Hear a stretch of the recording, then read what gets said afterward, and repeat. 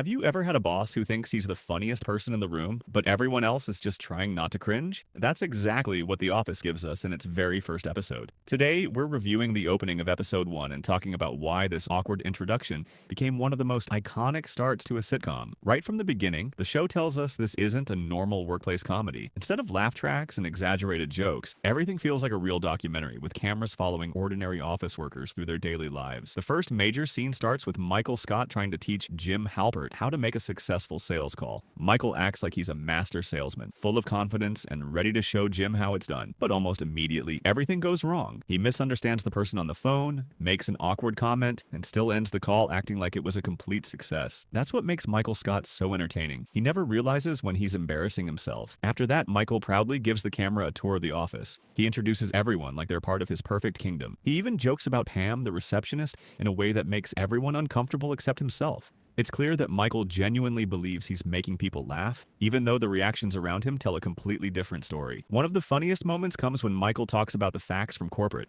Instead of treating it like an important document, he says there's a special filing cabinet for it, the trash can.